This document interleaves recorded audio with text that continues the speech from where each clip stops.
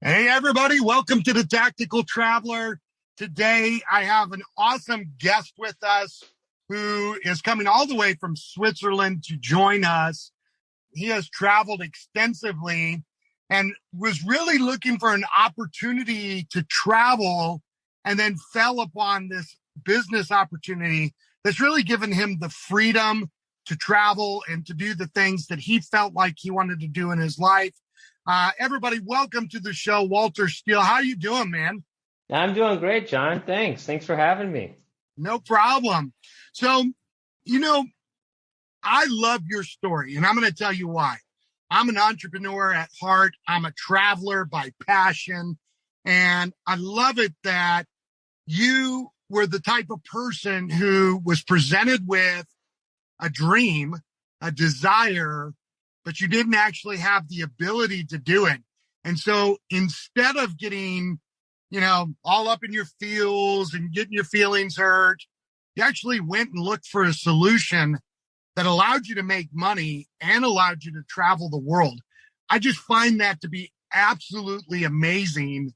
And, as we dig in today, I just kind of want that to be the guiding principle of what we talk about is how you use business to really facilitate your personal desires.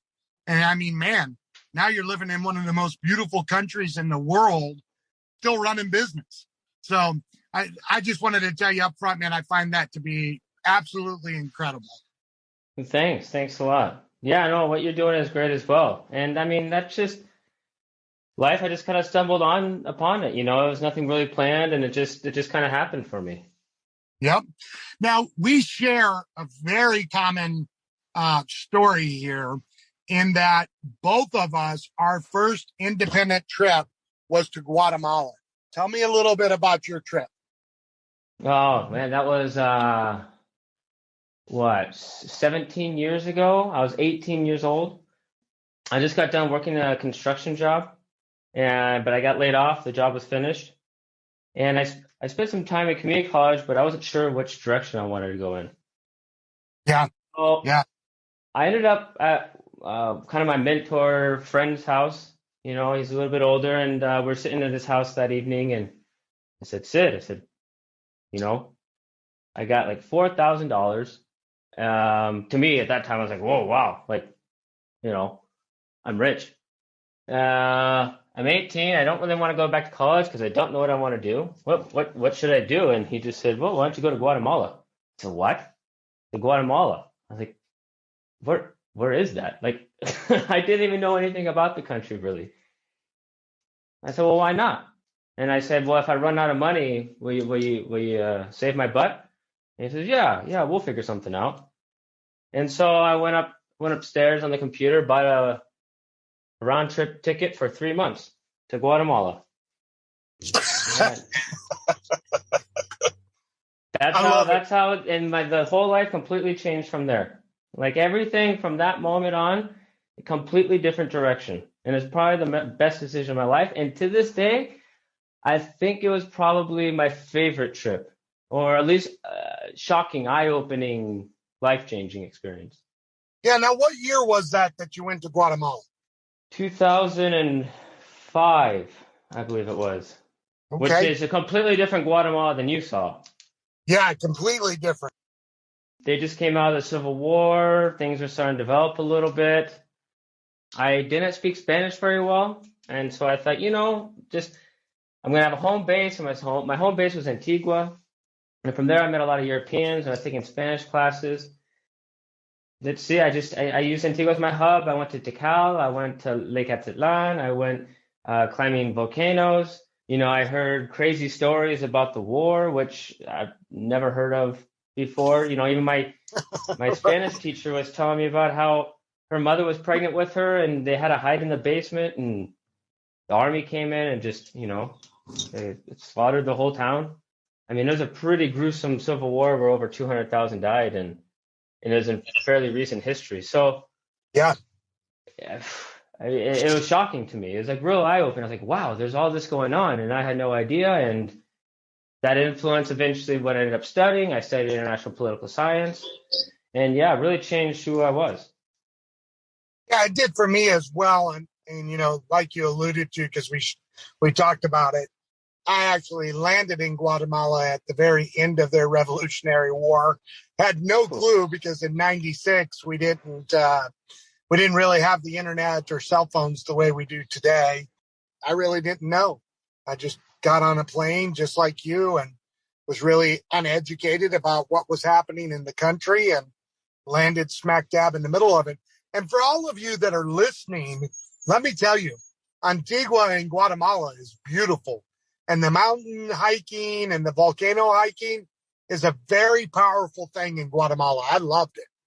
Oh, it's incredible. I mean, not just hiking Pacaya was great, but I just remember coming home one evening, out with the friends, and I ended up sitting down, looking out to the mountains in the middle of the night for about a half an hour because a volcano just erupted, and lava was spewing out the top, coming down the bottom, and then you just waited, and as it cooled, it just kind of the light slowly went out until it reached the pinnacle of the volcano and just went out. And I was like, wow, that was a good show. Yeah. Yeah. And even when I was there, the volcanoes were active. You could see them in the distance. You could see them smoking, or you could even see them, with the lights at night. It's just absolutely amazing. And I don't think people really understand, even though at least when I went, Guatemala was still a very much a third world country, how much natural beauty Guatemala has. Yeah, no, absolutely. Absolutely. But with that beauty comes a price too. Yeah.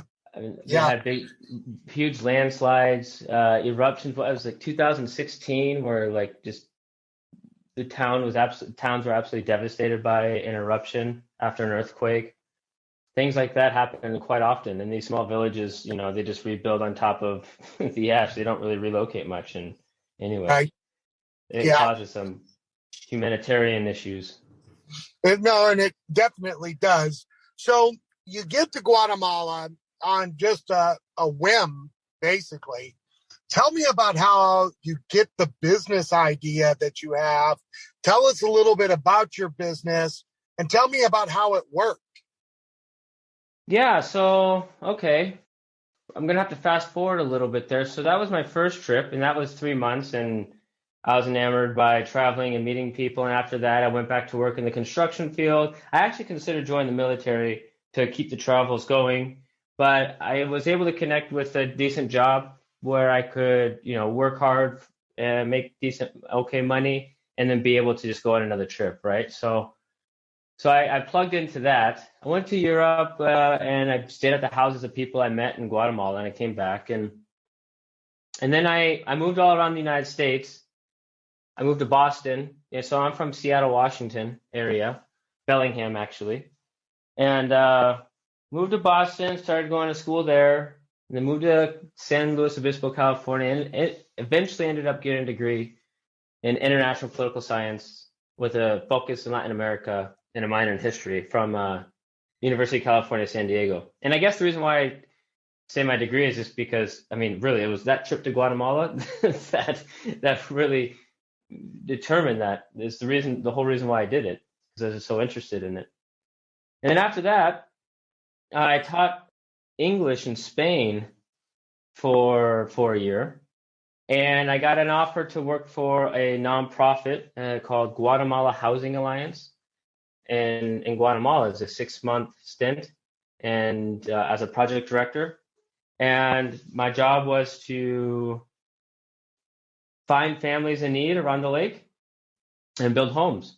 So get the suppliers, get the laborers, and coordinate that effort to build a fairly standard home. And it was that time that I was there on Lake Atitlan in San Pedro, La Laguna. Well, I mean, I had like my daily life. I was around other expats, and there's this man named Richard who really influenced my life. He was in his 70s. He's kind of cantankerous. He didn't get along with everybody he met because he's very strong with his ideas. But we loved to debate, and we ended up being really close friends as well. And there's one thing he always told me. He says, "Boy, you got to get on the internet." He says, "You have to start a business online because that's the future."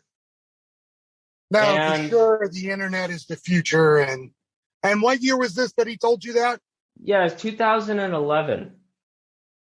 Nice. So it's still on the cusp. It wasn't quite, mainstream and everyone knew the obvious. Yeah, so besides that and me having the desire to want to make a difference in the village that I was in, because one of the biggest things that they suffer from is just consistent work. I mean, their largest industry is tourism. And I mean, imagine now. I mean, it's completely dead. Right. It's a ghost town. And that would happen every once in a while throughout the year, where no one would come in and a lot of businesses would suffer. So I founded so I looked for a way that I can produce jobs or create jobs there. And I determined that I needed to buy a product and sell it in the United States online.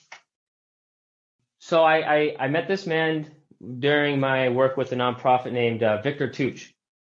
And I mean, some people just have that entrepreneur spirit. You know what I mean? Yep. Like this guy was doing the craziest stuff that you would never even think of. Like the fair of San Pedro, which is really not that big at all. He was getting lucha libre wrestlers out of Guatemala City, bringing them there to have a big show and made money off the ticket sales. Like he had his own radio show, he had a restaurant. And so I thought, he was fairly helpful navigating certain things around the area. And I thought, well, maybe he'll help me find something I can sell around the lake.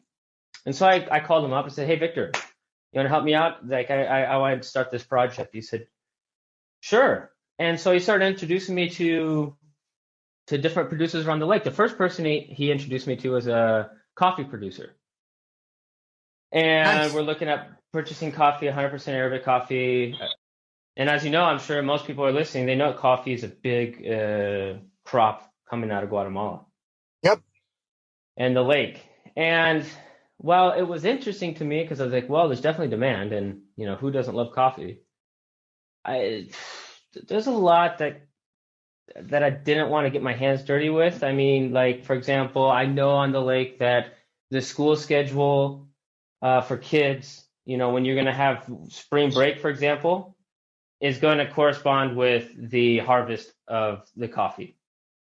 And these kids will go out in the fields, they're going to help the parents, and they're going to harvest these beans and blah, blah.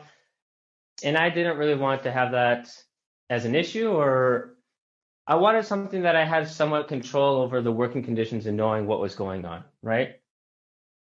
So I kind of discarded that, or I just want to keep looking to see what my other options were. And he introduced me to avocado farmers.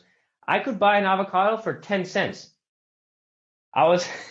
These guys would climb trees with these ropes, climb up these tall trees, which they actually use these trees as a crop to cover the coffee because the coffee doesn't do well in direct sunlight. So the lake is great for coffee and avocados. And I determined I don't want to deal with the FDA. Like, I don't want to get involved. So I kind of scratched that one off, and I didn't have that much money. I was just out of college. I had 30 grand in debt. Right. And so eventually I started my company with a $3,000 cash advance on my credit card. Right. So I was being like real kind of risk aversive. And anyway, he introduced me to a guy who produced leather, and his business wasn't doing very well. And his name is Domingo Sakek. Great guy. Sat down with him, started talking about, what he does. He showed me some of his products, and we started building a relationship. He's a family man. He has 3 kids. He sent his 2 daughters to high school and college, which to me, that's a big feat. I mean, there's a illiteracy in education and not having an education is a big problem there. And he saw a big importance. And I thought, this man is someone I could maybe build a business with. Right? We hold a lot of the same values. And so, I founded Atitlan Leather with him. And that's how I kind of landed on starting this business. Yeah. Now, when we were talking earlier, you were talking about your desire to really support the local economy. And, I think that that's so important on so many different levels. But I see in business where it's almost the abuse of the local economy. So talk to me a little bit about that. Talk to me about how, that idea of supporting the local economy instead of abusing it really guided you in your decision-making process. Well, I mean, I went there for a reason, and that was to hopefully like leave it better than how I came. That was kind of my job, and I come from I mean, uh, going abroad, one of the biggest things you realize is how fortunate you are coming from a Western world country. No matter I'm sorry, but I mean, you could live in the Bronx and your life is much better off than if you were born in Guatemala for the most part, unless you're born in some oligarch family that's there. The opportunities, it's night and day. So sometimes it's difficult to have that conversation and not kind of come off as arrogant. But I wanted to focus on women empowerment. So like the girls going to school, that's very important, especially for the family unit. It's shown statistically in studies that, women who have an income will support and give the majority of that income to their kids and their family, while the men are more likely to waste it and not spend it on those investments like education that are important to the family. These are policies that were within the nonprofit, so that kind of guided and helped me understand the importance of this. Like, so for example, when we built a house for these people, I had to decline one candidate because the man did not want to have his wife on the house, on the title. And to us, that was a requirement. Right. But yeah, and for it's that very reason. different the way they perceive women and even female children in Guatemala, or at least it was when I was there. I hope that it's gotten a lot better.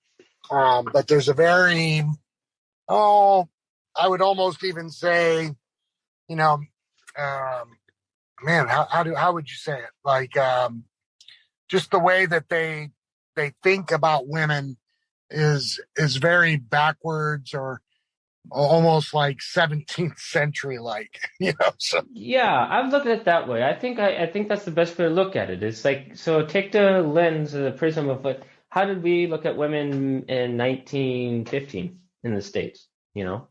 We didn't give them any rights. They just stayed home and worked, and they were, kind of they're the home, and it's the exact same thing. But now in the Western world, we have, well, contraception was a huge thing too. I mean, that is another huge issue in Guatemala that a lot of nonprofits are coming to work in, because it's giving the woman power to control their family planning in life. And that's another huge empowerment thing for women. But yeah, as the economies have evolved and women have been more in the workforce and been able to participate in the workforce, just with the advent of a washing machine, and not having so many chores to do in the house, things change. And then women are able to participate more and more. And these economies and these populations, they're very poor. I mean, I forget the exact percentage. I mean, it's been a long time since I've been looking at those, but like a high percentage of people in Guatemala make less than $1 a day. So it is worth your wife grinding corn and making tortillas in the house all day so you can eat, than sending her to try to get a job, because, well, there is no work or hardly any. And yeah, that's just the reality of it. And that's kind of the situation that they find themselves in. But to their credit, I mean, they're going in the right direction. It's definitely getting much better. The world, yeah. I like to be kind of like Pinker's, like Steven Pinker mindset, where I like to look at the world like glass half full, where just about every metric that we have today, like as a species, like we're doing much better. Yeah. Way better. No, I think that we for sure are. So how many years did you spend in partnership with Guatemala, where you were actually down there a lot? I know it's very different now, but how long was that really a part of your story to where you were down there all the time? Oh, so that was like the 6 months. So I'm sorry to kind of back up a little bit. Part of the way that I was giving back to the community, not only was he hiring women and sending his kids to school and those things, but it's also Guatemalan owned, and so he had the production side. It's his shop, it's his tools, it's his employees. and a lot of times, big corporations, it's theirs, right? So like the wealth is extracted, that word. And so that's also a big difference than what setup that I have that, say, a typical corporation might have, right? Right. So in terms of my business relationship with him and how long, so I was there for 6 months and then I'd come back every year.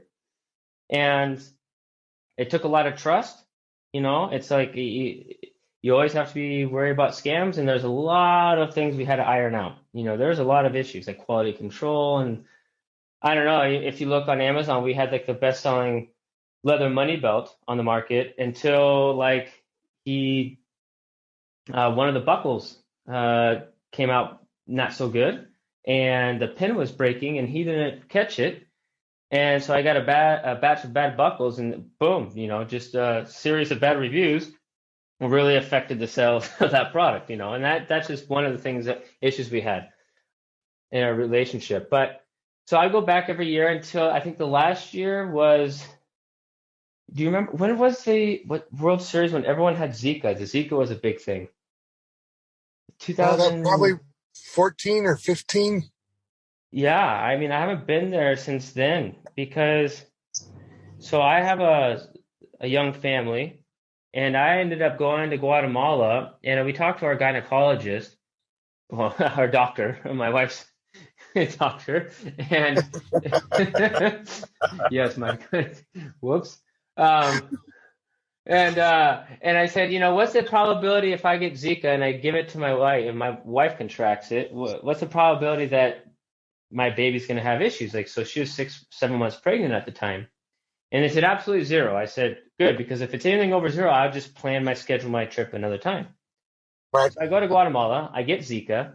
I had no idea, right? Until I get back, and my wife gets it, and the whole world freaks out on us. The whole medical community within Spain saying, are you crazy? What were you thinking? Blah, blah, blah, blah, blah.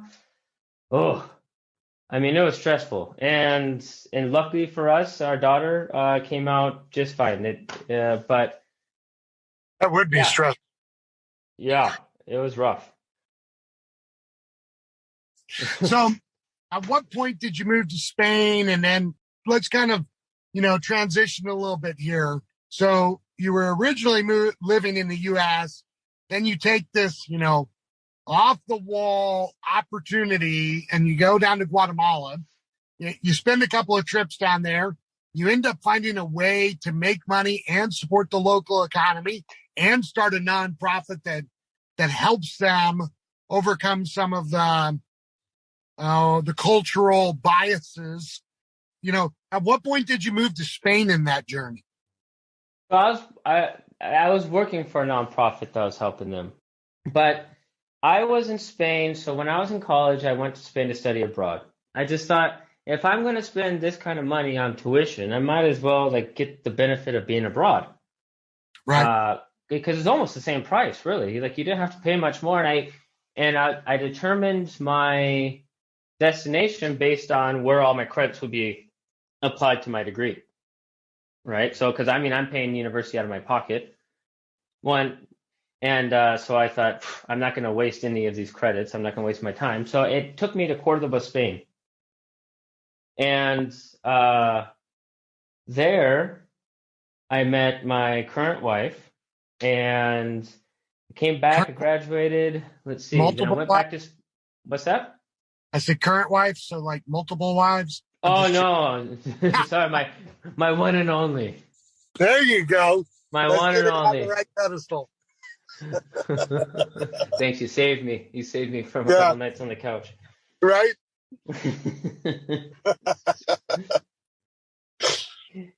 Man, it's tough. You ask tough questions to unravel all how this all came together. It's so yeah. I graduated college. I went to Spain for a year. I still wasn't quite sure what I was doing, and I really wanted to see if this relationship would work out. And with my degree, I was able to teach in Spain and as an auxiliary English teacher. So I just conversation. So, and then after that's when I went to Guatemala, and then I went back to Spain. Okay. All right. So I'm in Spain. I have my business. it's slow. I need a day job, right? I'm reinvest. I like I said, I started with a $3,000 cash advance.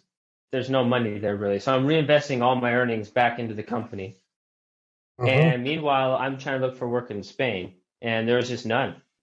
It was right after the crisis, and it was rough. So I said, "Hey, sweetie, I gotta go." Like I'm one of those types. I have to work. I need to keep moving. If I'm stagnant, I get depressed, I guess. Right. So Serial entrepreneur, man. yeah, so I just got to keep moving. So what I did is I went to the States and did the same construction work again. Swing the hammer, turn the wrenches, and with that money, I saw an opportunity in Spain to start a Airbnb business. Oh, yeah. So housing prices just tanked with the crisis in Seville, and that seemed to be the best market. Now, I guess one thing I want to take away from this here is that in every place you end up being, so my desire was to go where just kind of my heart followed me. Like my wife, I want to be with her. Yep. I want to go there. I figure out a way to make that happen. I want to go to Guatemala. I figure out a way to make that happen. And then once you get there, you look around, you see what are my options, And both Spain and Guatemala, it made a lot more sense to try to start your own business because relatively little amount of capital, and also the labor markets aren't great, So like if I went and got a job, I wouldn't have enough money to probably go visit my mom, Yeah. So it's like making things match up, making two ends meet. So I saw an opportunity in Spain, and we were starting our young family, and I come back from work from the States. My little daughter, who was like 7 months old, like she started crying when I grabbed her. I was like, oh, I don't know if I can keep this up. So I pushed a little harder, and then I was able to buy that apartment downtown, and then I was an Airbnb host in Spain for a while. And that's how I ended up surviving there and, making everything work in my life the way I needed it to work. Yeah. Now, do you still own those Airbnbs in Spain? Yeah. So I still have one there, and I just recently gave it to a company to manage because not being there makes it kind of difficult. Right. Right. So now, there's a couple of different things there that we could really pull out. Like I love it that you just kind of followed your heart and you were on the move looking for ways to solve your problems so that you could get back to your wife, so that you could earn income. And truly, to me, that's what being an entrepreneur is all about. Here's a problem. Here's what I want. How do I take my position and my problem and turn it into an opportunity and a solution? And it seems like, I don't know, you can't be that old. What are you, 32 years old, 35? 35. Yeah, you nailed it. So, you're still a really young guy. And here you are following your heart, problem, opportunity, problem, opportunity, problem, opportunity. And I love that thought process. And I think that that's for anybody who's listening, that's super important for you to understand that problems are nothing more than an opportunity disguised as discouragement. And you could really do a lot more in life if you just shifted your mindset and really looked at it the right way, which obviously after success, after success, after success, you've done. I mean, that's amazing. Absolutely. I think what you're saying is completely right. It just depends on like if you have the courage and the know-how, and also you can't be scared to fail. Like there's a lot of things I completely screwed up on and I didn't, do well at, but it it's a numbers game, Yeah. Ultimately it's that you don't bet it all on one thing, but you put a little bit in a lot of baskets and you look at all your options and you go from there, Yeah, so many things in life are really, truly a numbers game. And I can't remember who I was listening to, but they were talking about it this way. If you look at like the Major League Baseball and you have a guy that's batting 300 to 400, that guy's making millions. That means And out he's of failing 7 pitches, 60% of the time. yeah, he's missing, 60 to 70% of the time, and he's making millions. You know, Yeah. we don't have to bat perfect. We just got to hit a couple out of the park. And so many people get wrapped up in fear about failure instead of approaching things as this is just a numbers game. If I go through the numbers, I'm going to hit. Right, right. No, I think even Bezos, I was listening to something, people hear him talk about it like that too, you know. He says, I've lost billions and trying to do new things. But I just, I didn't bet it all on one thing and I just kept going and, he's obviously got a couple home runs out of there. Right? And yeah, and that's how he did it. And also, I'm imagining like your crowd is typically Americans, and I mean, I think it's very important also to know, like, my best friend said the same thing, Sid, right? The older guy. He says, "You're a white male king." I said, and he said, "You're a white male American." He says, "You're king of the world. Like, what can't you do?" And there's a lot that people might want to extrapolate from that and be negative about it, but like it or not, like everybody from the United States has an upper hand to a large extent, and you can leverage that to do incredible things. Like you could be dirt poor and and come out of that and travel and do the things you still want to do. I mean, whatever excuses you're thinking of coming up with, if you compare it to the excuses I see people have in, say, Lake Atitlan, where you live in dirt floors in a metal roof shack and no education, I mean, come on, like you're like 1,000 times more likely to succeed than they are, Yeah. And I think we were talking about this earlier too. I don't think most Americans realize that if you make like $35,000 a year, you're in the top 1% of the wealthiest people in the world. Yeah, this is crazy, right? Isn't that crazy? Yeah. And then everyone's like, "Oh my God, I'm so poor." And I mean, like, Yeah, you don't know poor until you've been to Guatemala, till you've been to Pakistan, till you've been to some of those other countries that are truly third world countries. And I remember staying in Guatemala, dirt floor and mud walls. yeah, I mean, so that's, it's such an important shift in the mental kind of framework when you understand what we really do have. Well, absolutely. It gives you like encouragement, right? And it makes you feel empowered. And you don't think of what you can't do, but you think of the options that you can do. And once you turn that corner and you start looking at things as opportunities, things open up for you. Right? Yeah, they do. Now, so you moved from Spain and now you're in Switzerland. How did that come about? Tell me about that. So my wife, Rocio, she's an amazing woman and she's a very hard worker. She's very dedicated to her work. She's an agronomist. She studied engineering and she was working for Dow Chemical, which DuPont and Dow, I think, fused together, and now I think it's called Corteva. And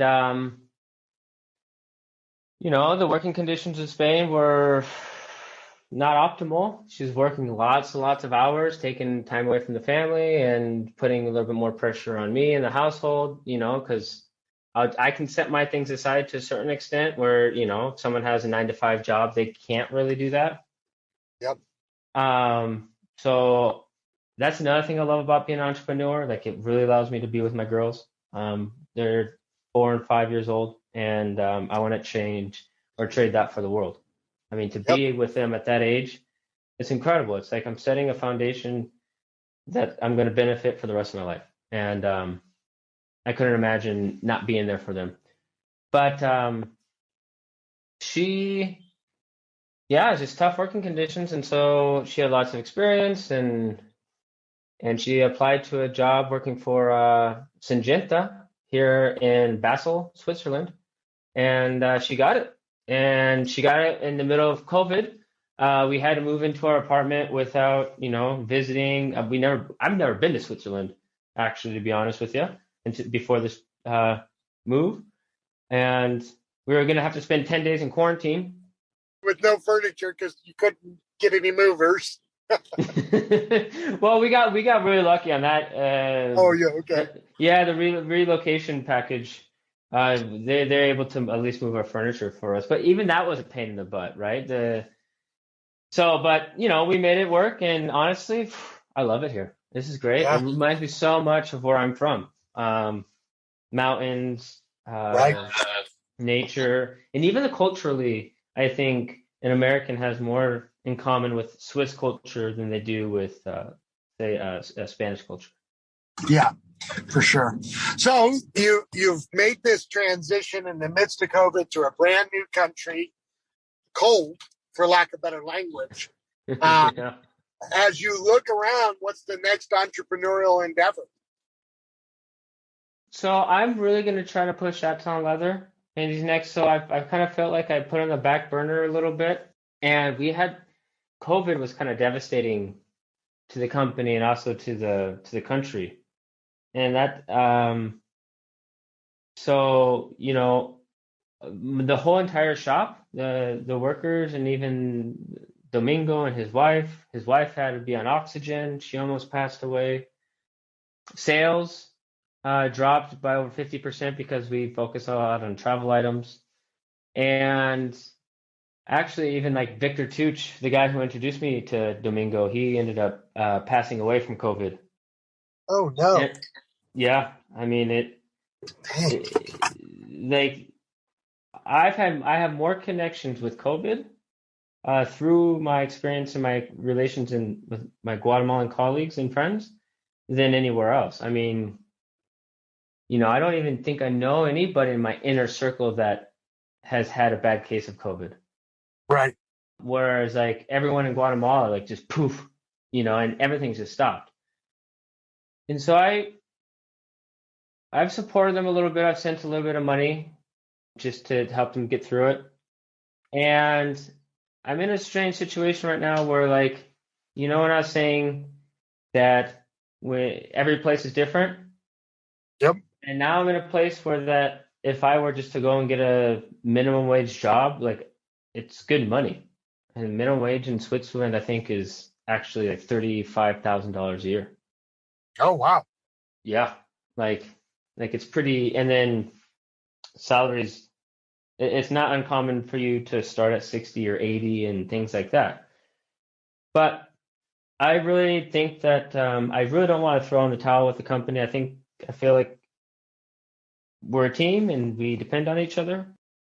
My kids are about to get into school, and so I really want to make the company strong and stronger than it even has ever been. So, and that's where the direction I think I'm going right now, and I'm going to give that probably a year or two, and then see where I'm at, and then go from there. But yeah, like I said, like my heart is really with those people right now. I feel for them. It's just, yeah, it's rough. Yeah. So let's talk about the company for just a little bit here as we close out our time. And because I'm going to post a link to your company where people can buy product and help support. You've also got a couple of things going on with Guatemala and the nonprofit world. And in the podcast notes, I'll actually put those links and stuff so that people can follow you, can, purchase, can support. But tell me what kind of travel products you guys have or some of your more popular leather products. And then tell me a little bit about what they can do to help in donating for Guatemala.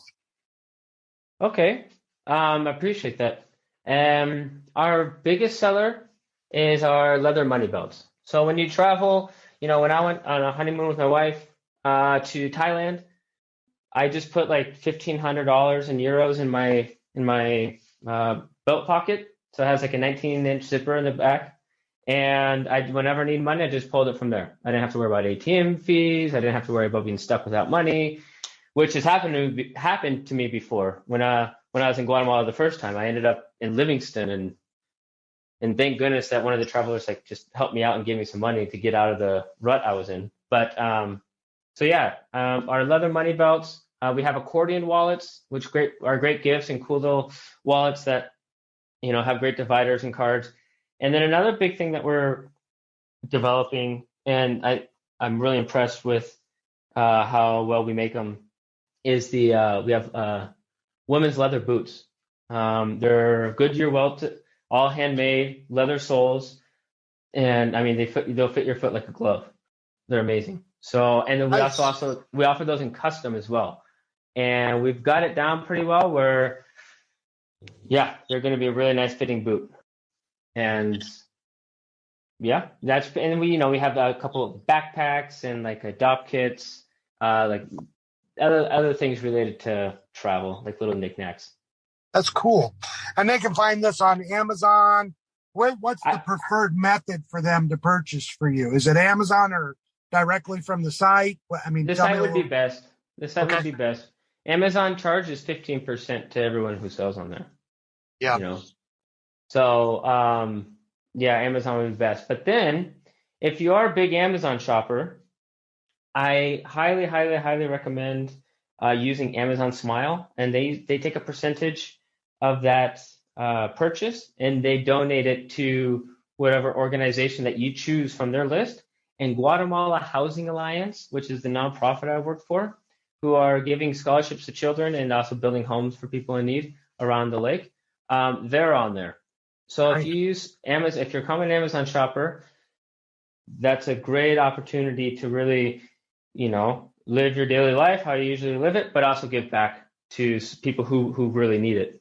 Cool. And I also encourage to look into their programs for, say, sponsoring a child. You can send a kid to school for only $25 a month donation, and I think it's $50 or $100 a month for sending a student to college, to university. That's awesome. Yeah, and this nonprofit, I mean, they're great. It's a family-run operation. There's no overhead costs. Everything all the costs are covered by a trust from their family, and they've been doing a lot of great work down there. Cool. Now, what's the easiest way for somebody to reach out to you if they're listening today and just something that you said really stuck out to them? What's the easiest way for them to get a hold of you? Email would be the easiest. I mean, my website, whatever you do on there, I'm going to be the one on the other side making sure everything's okay. So you can either go on the website and contact me there. My email address is on there as well. So great. And I'll put those both in the podcast notes so that people can reach out to you. Well, listen, man, I really appreciate your time and your heart and how similar of a story that we have. It's been great talking with you. And I look forward to just checking back with you and seeing what's going on in your life and what happens in Switzerland. Thanks, Sean. Yeah, and I hope you do reach out and we talk again. I really appreciate this opportunity to talk to everybody and to have my story heard a little bit more. Great, man. Just stick on for a couple of seconds here. I'm going to close out the podcast and we'll chat a little bit more offline. Sounds good.